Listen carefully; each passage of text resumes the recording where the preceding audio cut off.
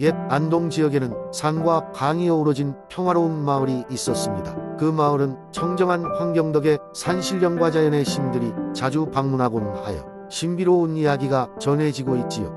마을 중앙에는 용의 연못이라고 불리는 아름다운 연못이 있었는데, 작은 폭포가 흐르고 맑은 물에는 항상 금빛 비늘을 가진 잉어들이 논일고 있었습니다. 이 연못에는 특별한 전설이 내려오고 있습니다. 수백 년 전 이 연못에 사는 용이 한 마을 소녀와 친구가 되었던 이야기입니다. 마을에 살던 소녀 은지는 평소처럼 연못가에 가서물에 비친 자신의 모습을 들여다보고 있었습니다. 연못 수면에 비친 그녀의 얼굴이 갑자기 미묘하게 변하자 은지는 깜짝 놀랐습니다.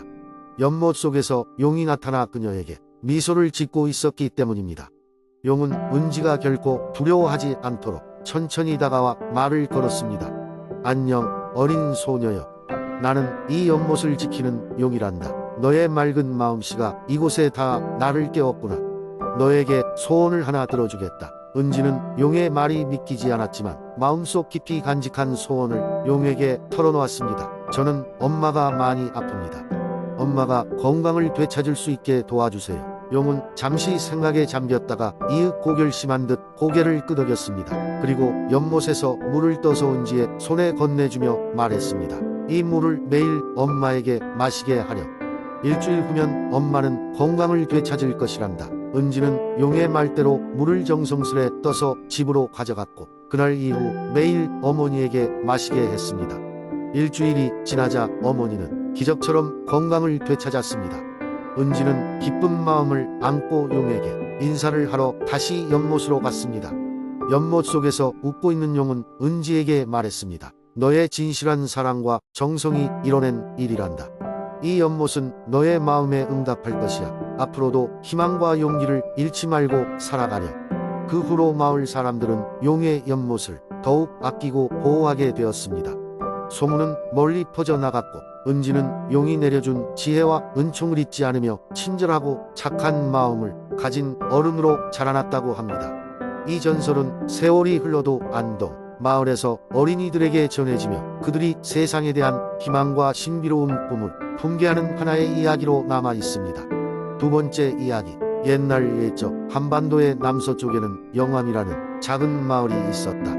이 마을은 아름다운 산들과 들로 둘러싸여 있었고, 그곳 사람들은 자연과 조화를 이루며 평화롭게 살아갔다. 하지만 영암에는 특별한 비밀이 숨겨져 있었다. 그것은 바로 매달 보름달이 뜨는 밤이면 마을 뒤편에 큰 바위산에서 신비로운 일이 일어난다는 것이었다. 마을 사람들은 그 밤이 되며 눈밀이 모여 달림내 숲 근처에서 어떤 일이 벌어지는지 관찰하곤 했다. 달림내 숲은 마을의 신령한 장소로 전설에 따르면 한때 하늘에서 내려온 달의 신이 머물렀던 곳이라고 전해졌다. 그래서인지는 몰라도 달빛이 비치는 그 밤, 숲속은 은은한 빛으로 가득 차곤 했다.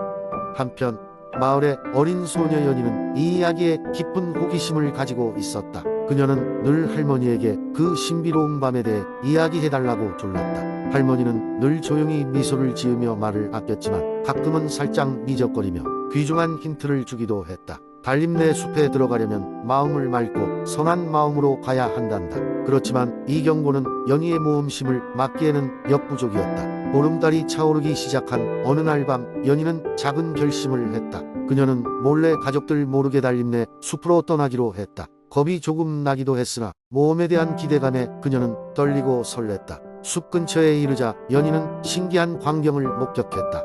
빛나는 달빛 사이로 작은 호수는 은은하게 빛났고, 그 호수 위에는 고운 달빛에 장막이 드리워져 있었다. 연희는 호기심을 참을 수 없어 조심스레 장막을 밀어보았다. 그러자 눈앞에 펼쳐진 것은 꿈같은 세계였다. 하늘에는 별들이 춤추고 작은 동물들이 연희를 반갑게 맞이했다. 그곳에는 마을에 없었던 아름다운 꽃들이 만발했고, 바람은 부드럽게 그녀의 머리카락을 스치고 지나갔다. 그 순간 연희는 한 소년을 만났다. 그는 빛나는 옷을 입은 채 연희에게 다가와 인사를 했다. 그의 이름은 달림이었고 달의 신의 아들이었다. 달림은 웃으며 연희에게 말했다. 너의 선한 마음이 이곳으로 널 인도했구나. 이곳에서 우리는 친구가 될 수 있단다. 연희는 너무 신이 났다. 두 사람은 그 밤 내내 이야기를 나누며 꿈같은 시간을 보냈다. 달이 점점 기울기 시작하고 아침 해가 솟아오르기 시작하자 달님은 아쉬운 표정으로 말했다. 이제 돌아가야 해. 하지만 기억해줘. 언젠가 다시 만날 날이 올 거야. 연희는 느리게 고개를 끄덕이며 돌아섰고 어느새 달림네 숲의 마법은 사라지고 있었다. 집으로 돌아온 연희는 밤사이의 신비로운 경험을 잊을 수 없었다. 그리고 다음 보름달이 뜰 때까지 달림과의 약속을 마음 깊이 새겼다. 할머니께 연희의 이야기를 들은 마을 사람들은 서로의 미소 속에서 그들의 전통과 신비로운 이야기의 중요성을 되새겼다.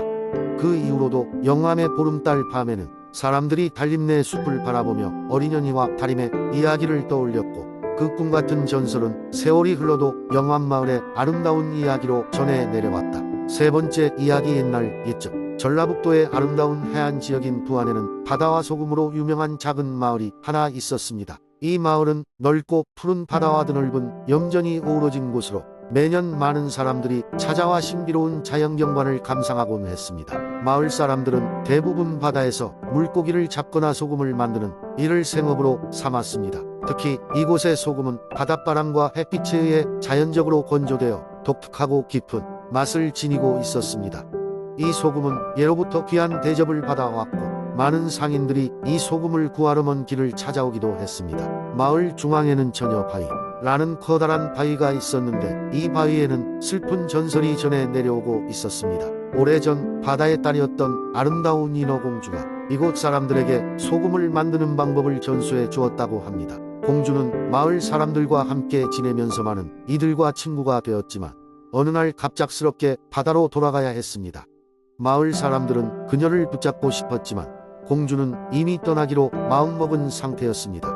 그러던 중 이별을 슬퍼하던 마을의 젊은 남자가 그녀를 계속 붙잡으려다 결국 큰 바위로 변해버렸습니다. 그 후로 이 바위는 처녀 바위라고 불리게 되었고 마을 사람들은 바위에게 찾아와 간절히 소원을 빌기 시작했습니다. 그러면 신기하게도 그들의 소원은 때로는 이루어지곤 했습니다. 시간이 지나며 마을은 더 많은 방문객들로 붐비게 되었고 사람들은 바위의 전설을 들으며 각각의 이야기를 만들어 나갔습니다. 마을의 어른들은 아이들에게 바다와 바위에 얽힌 이야기들을 들려주며 자연의 신비로움을 전해주었습니다. 이러한 이야기는 세대를 넘어서도 계속되어 마을 사람들의 마음속에 깊이 자리 잡게 되었습니다. 이처럼 부안의 작은 마을은 바다와 자연의 조화로운 힘을 가지고 있으며 그 속에 숨겨진 많은 전설과 이야기들은 오늘날까지도 사람들에게 전해져 내려오고 있습니다. 방문자들은 염전과 바닷가의 아름다움을 감상하면서 이곳의 향기로운 소금과 신비로운 전설을 느끼며 새로운 추억을 쌓아갔습니다. 네 번째 이야기. 옛날 옛적 대한민국 남부에 위치한 담양은 대나무 숲으로 유명한 마을이었다. 마을 사람들은 숲을 아끼고 사랑하며 대나무로 생활용품을 만들기도 하고 대나무 숲을 거닐며 휴식을 취하곤 했다. 어느 날 마을의 대나무 숲 속에 작은 여우 한 마리가 나타났다. 여우는 그 전까지 본 적이 없는 아주 독특한 하얀 털을 가지고 있었다. 마을 사람들은 처음에는 그 여우를 조심스러워했지만 이내 여우가 사람을 해치지 않고 오히려 숲을 지키려는 것을 알아차렸다. 사람들은 여우를 하얀 보호자라 부르며 마음속 깊이 인사하고 또 감사를 표하였다. 하얀 여우는 마을과 강한 연결고리를 만들었다. 매년 여름 여우는 마을 사람들을 숲의 가장 깊은 곳으로 인도하여 그곳에 숨겨진 아름다운 폭포를 보여주었다. 폭포 주변은 청정한 자연의 아름다움이 가득하여 마치 꿈속을 걷는 듯한 착각을 불러일으켰다. 사람들은 이 아름다운 경치와 함께 대나무 숲의 신비로움을 더 깊이 이해하게 되었고 여우의 안내 없이도 숲을 보호하려는 마음이 더 커졌다. 이 여우는 가끔씩 아이들에게 나타나곤 했다. 아이들은 여우를 따라 숲속을 모험하며 자연과 친구가 되었다. 여우는 아이들에게 대나무 피리 소리를 들려주고 나무 위에 올라 놀며 숲의 소리를 듣는 법을 가르쳐 주었다. 숲은 아이들에게 안전한 놀이터가 되었고 자연과 교감하는 법을 체험할 수 있는 행복한 시간이었다. 그러나 어느 해 담양에 큰 가뭄이 찾아왔다. 오랫동안 비가 오지 않아 대나무가 마르기 시작했고 숲의 생명들도 힘들어하기 시작했다. 마을 사람들은 걱정이 태산이었다. 하얀 여우도 어떻게든 숲을 지키려고 노력했으나 가뭄의 위력은 너무 강했다. 이때 마을의 가장 나이 많은 장로가 나섰다. 그는 여우와 함께 비를 부르는 의식을 하기를 제안했다. 마을 사람들은 장로의 제안을 받아들였고 숲 한가운데에 모였다. 그 자리에서 장로는 옛날부터 전해져 내려오는 노래를 부르기 시작했다. 그 노래는 비를 부르는 기도와 같은 것이었다. 신비롭게도 하얀 여우도 이에 맞춰 대나무 피리 소리를 냈다. 놀랍게도 그날 밤 하늘에서 비가 내리기 시작했다. 마을 사람들은 환호했고 대나무 숲은 다시 푸르른 생명을 되찾았다. 장로와 하얀 여우의 협연 덕분에 마을과 숲은 큰 위기를 넘기게 되었고 여우는 숲의 진정한 보호자로 자리잡게 되었다. 그 이후로도 여우와 마을 사람들은 더욱 가까운 관계를 유지했고 마을의 아이들은 하얀 여우와 함께 지혜와 자연에 대한 사랑을 배우며 자라났다. 담양의 대나무 숲은 사람들과 여우의 지혜와 노력 덕분에 언제나 푸르르고 건강하게 유지되었다고 한다. 다섯 번째 이야기. 아주 오래전 백제가 찬란하게 빛나던 시절 지금의 공주 지역에는 아름다운 공주가 살고 있었습니다. 그녀의 이름은 설화공주였으며 백제의 왕자인 그녀의 아버지는 그녀를 특별히 아끼고 사랑하였습니다. 그러나 그녀는 궁궐에서의 화려한 생활 대신 자연과 교감하는 것을 더욱 좋아했습니다. 하루는 설화공주가 성을 나와 숲속을 거닐고 있었습니다. 꽃들이 만개하고 새들이 노래하는 아름다운 봄날이었습니다. 숲속의 한적한 길을 걷다 보니 그녀는 고요한 연못가에 다다랐습니다. 그곳은 그녀가 가장 좋아하는 장소였습니다. 연못은 마치 거울처럼 맑고 아름다웠으며 주변에는 수많은 나무들이 가지를 뻗치고 있었습니다. 그러던 어느 날 공주는 연못가에서 이상한 빛을 보았습니다. 빛은 나무 사이에서 반짝이며 그녀의 시선을 끌었습니다. 호기심에 이끌려 가까이 다가간 그녀는 작은 요정을 발견했습니다. 마치 햇살처럼 금빛 머리칼과 날개를 가진 요정은 오랜 시간 나무 속에 숨어 살았다고 했습니다. 나무 요정의 이름은 아리였습니다. 아리는 설화공주에게 자신이 요정 세계와 인간 세계를 이어주는 수호자라는 것을 전했습니다. 그러나 인간 세상에 너무 오래 나와 있었던 아리는 점점 힘을 잃고 있었습니다. 설화공주는 아리에게 장소를 제공하고 함께 시간을 보내기로 했습니다.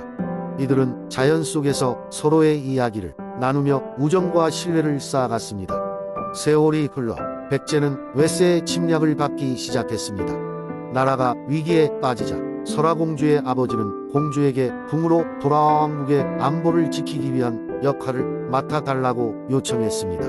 하지만 설화공주는 자신의 새 친구 아리를 떠날 수 없었습니다.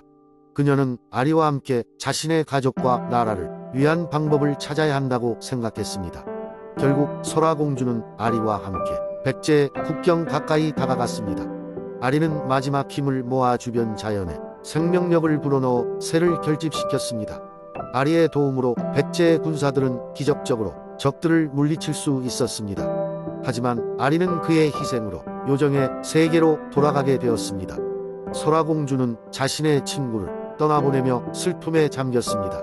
다시는 그를 볼 수 없었지만 나무 요정이 남긴 희생과 우정은 그녀의 마음 속에 깊이 새겨졌습니다. 그녀는 연못가에 앉아 감사와 그리움을 전하며 나무 요정의 기억을 간직했습니다. 많은 해가 흐른 뒤에도 그 연못과 나무들은 공주 지역 사람들에게 여전히 특별한 기억으로 남아 있었습니다. 사람들은 연못을 요정의 거울이라고 불렀고 설화공주의 전설은 세대를 넘어 전해졌습니다. 지금도 공주 지역의 계절이 바뀔 때마다 그곳의 나무들이 마치 그날의 기억을 잊지 않은 듯 더 푸르고 아름답게 변한다고 전해집니다.